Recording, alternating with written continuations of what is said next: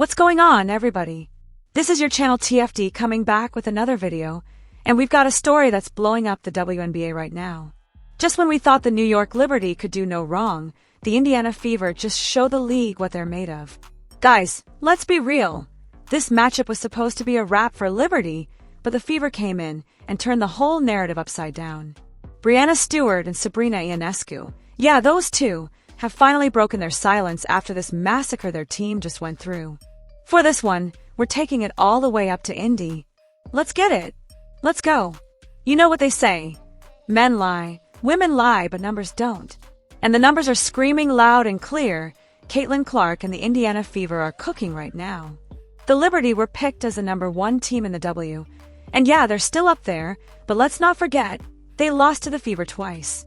If it wasn't for those questionable calls in the last game, we'd be looking at a clean 2-0 sweep for Indiana. But hey, no point crying over spilled milk.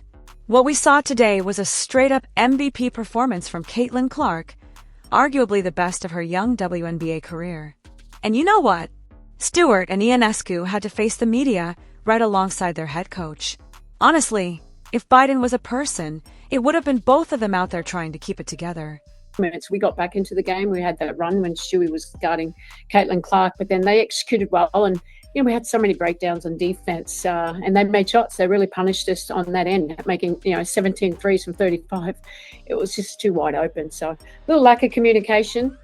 We had to obviously work these two. Probably overworked them tonight, but a lot of things that we can learn. And we, like I said before the game, we're nowhere near where we need to be. Seems like Sabrina, you and Caitlin are both, some of the best shooters in this game. We're shooting in threes throughout the first half. I mean, when a shooter gets into that rhythm like she did, I guess, to see that after missing so many games, how impressive is that? And how defeating is when you're trying to catch up and they just keep making threes? I mean, it's not defeating. Basketball's a game of runs, in the same way like we go on runs, they do as well. They're a great team. So I don't think it's defeating. I think obviously we know what a great shooter she is, and I think we just gave her too many easy ones. Obviously, she has great range, and her ability to get her shot off is really impressive, especially with missing some games. And so obviously on a personal level, I'm really happy to see her back out on the court, healthy, feeling good, because obviously it's important for them, but just for her, I'm happy she's back. And Breanna's message to the team after tonight's game on what you thought they needed to hear, I guess. I mean, my message to the team was to keep your heads up.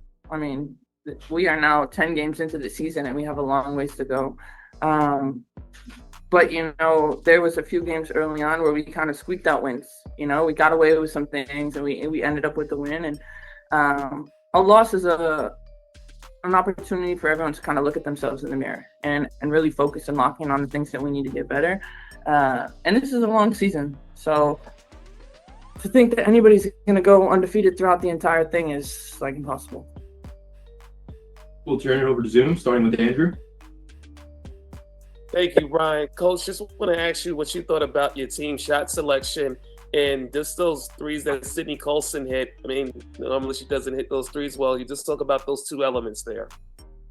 Yeah, look, obviously we had to rely on these two players here, and we didn't get to the rim. Early in the game we did. I think we had about 32 points in the paint in the first half, and we didn't get as many open ones as we did in the second half. And that's on the coaching staff. We've got to make it a little bit easier for them in that regard. But they're switching.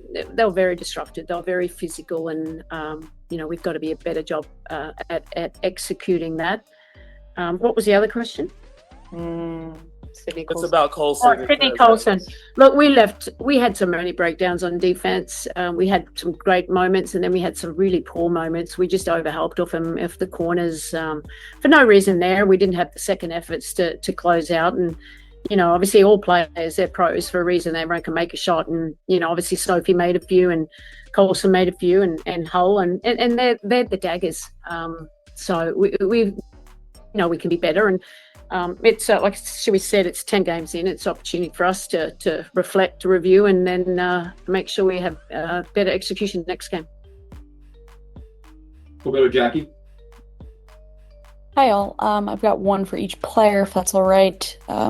Sabrina, when you all are spending the majority of a game down, how do you think the offense gets a little bit rushed, and that maybe leads to a little bit less passing, and more just quick shot making or taking, rather? I think it's not necessarily when we're down. I think it's just when we're not getting stops. And we don't necessarily play the score. I think it's just when we're having to take the ball out of the basket and we don't have our transition and push and flow. I think that's when we break down a little bit. And so I would say this is great learning for us to just be able to understand when things aren't going well, and things are a little clunky offensively and defensively, how we can stay together and figure out ways to get easier looks for one another. And I didn't think we did a great job of that tonight. And obviously, like Stewie said, we got a lot of games left to be able to continue to improve in that area.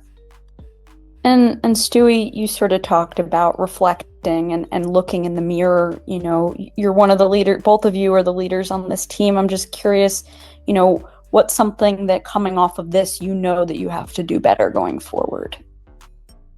Like individually or? Well, both. I mean, individually, I think just making better reads off the switches. They made it really difficult because there was just constantly somebody there, and trying to find an opening to get downhill or to find somebody else. And then collectively, like our defense, I think we should take pride in that a little bit more. And they had like 53 at half and finished with 102, so it doesn't really seem like we were guarding much. Thank you. We'll go back to Matt. About the commissioner stuff, obviously today's loss has implications on the standings. Just reaction to that, I guess, like, how do you feel about that? Well, it is what it is. It's something that we can change. It's we'd love to be there, and obviously we're going to have some massive help on our side. But in the end, it's about being the best team at the end of the season, and that's what we got to make sure that we continue to focus on. We'll go to Miles. Hi, all. Sabrina, I've got one for you. Sandy alluded to the 32 points in the paint in the first half, and then just 12 after the break. First two drives of the third quarter, Tosh gets to the rim, you get to the rim, and then there's that 19-0 run where it just felt like Indiana was dictating what you guys were able to get from a shot perspective. What did they change in terms of aggressiveness, in terms of coverages, that took you guys out of your groove a bit there? Yeah, I mean, I think they switched obviously a lot the entirety of the game, but they just plugged holes and plugged gaps and, made it really difficult to get downhill and into the paint. We got to the free throw line well. I think continuing to hit shots. I mean, obviously it's hard to win a game shooting 20% from the 3-point line. So we didn't shoot the ball well. We know we're really capable of being able to knock down the three, and when we do that, it opens up the paint. So I think obviously having to kind of be able to understand that this wasn't a great game for us, but continuing to find ways to get into the paint, either for a finish or just a kick out three, is our best offense. We'll go to Jeff. Thank you. Hello, all. Sorry it didn't go your way tonight. My question is for Breanna. You mentioned the 10-game landmark. What's one thing you've learned about this team so far, and what perhaps do they do better than last year's team at this point of the year, and where could you find some improvement? Yeah, I think we're resilient. I think that, when things get tough, we kind of embrace that. And, tonight things got tough, and we weren't able to kind of get ourselves out of that hole that we were in. But, now it's about the response and what we're going to do tomorrow, what we're going to do Monday.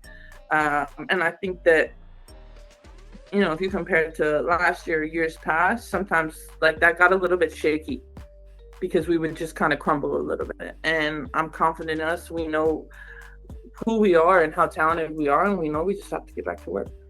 Appreciate your time and insight. Thank you. We'll finish with Kenny. Hey, everyone. Sorry it didn't go your way. This one's for Coach. As a team that prides itself on defense, what needs to improve after allowing 102 points? Yeah, well, well, individually and collectively, we just got to be better. And the second efforts, obviously, we missed. We've got some pretty key players missing in Leo, and JJ, which is massive for us.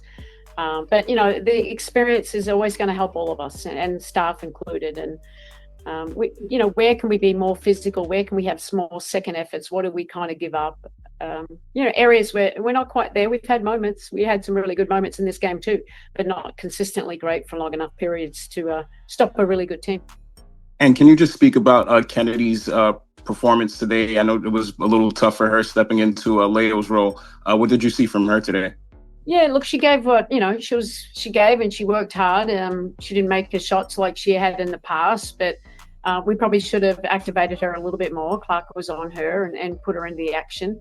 But look, it's a great experience. She's in a situation she hasn't been with us for a while. And Niara, I thought Niara had some really good moments for us as well. And in the long term, that all pays off, because the more experiences they get, that we can lean into the team that we have.